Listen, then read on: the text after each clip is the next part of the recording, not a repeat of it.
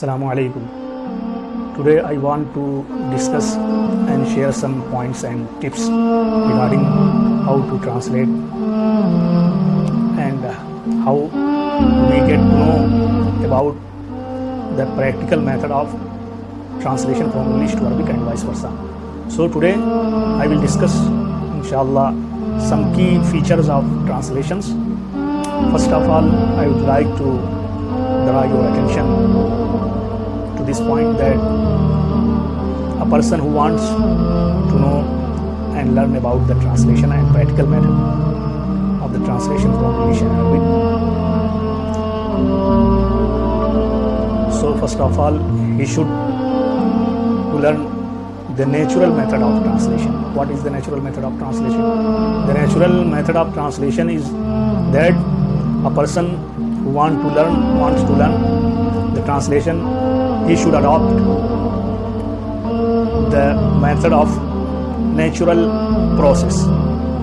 In a natural process, so this process and this thing teaches us that a person who wants to learn another language apart from his native and mother language, he should follow the process of the natural method. So first we have to follow this process. I mean, first we have to listen more and more about the lectures, about the speeches that are available on internet and YouTube, because the more we listen the lectures and speeches in Arabic and English in both languages, the more we will grow stronger in the translation. So first we have to enact this process and implement this thing in our daily routine. After that, we have to speak more and more. After listening, we have to execute that listening into speaking. So we are supposed to speak more and more in Arabic and English as well. In the morning we can practice this easily because at that time the mind will be fresh and we can speak easily and express our ideas and opinions easily in a better way. After that, we have to read and study more and more materials, Arabic and English both. Okay, so there is no problem that we read a lot of the material in Arabic language, but in English sometimes we don't have enough material to read or study. So we have to focus and concentrate on this point, on this regard as well. And we have to write as well. We can write some articles, we can write in newspapers, we can write in competitions. Okay, so we have also to write some articles and some mazameens, some proposals in Arabic and English, both languages. Apart from this natural process, there are a lot of things that we have to follow and that we have to implement in order to learn about the practical method of translation from Arabic and English and vice versa. So we have to a good number of vocabularies, good number of glossaries and phrases and uses that are used in a common way. So until we have a good number of vocabularies, good number of words, good number of phrases and uses, we can't speak or write the better way, in a better way. Okay, so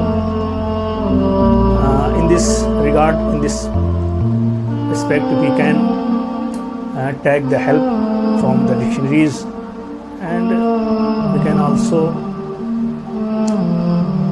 learn and memorize the vocabularies from the internet that are available on different sites. And also we have to remember in the field of translation that we have to keep in our minds three important parts of the translation. What are those three important parts of the translation? First one is expression. We have to focus on expression, because sometimes a student expresses his feeling or ideas. He translates a sentence in a good expression. On this he gets a good number and good marks for his good expression. So expression must be a very transparent and clear. And second thing is structure. Structure, we have to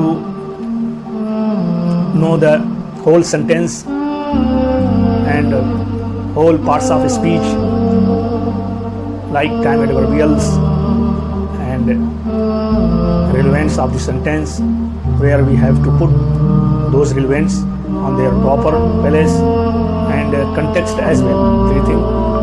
Third thing is point is context, because sometimes in different context the words have different meaning, so we have to focus on this as well. And it is also necessary for a student who want to learn about the translation and practical method of translation. He must follow a good habit of retrieving the newspaper on daily basis in both languages of Arabic and English. We have to read more and more the news articles and retrieve them on daily basis. And we have to more and more practice, because the more we will practice, the more we will excel in this field.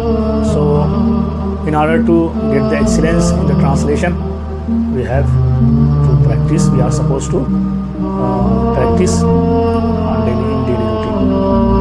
And in this regard, I would like to recommend some important books of the translation, so you can easily download those books that are available on internet, including the book of Professor Fainam from Jamia Islamia and Professor Rulullah from Jamia Islamia.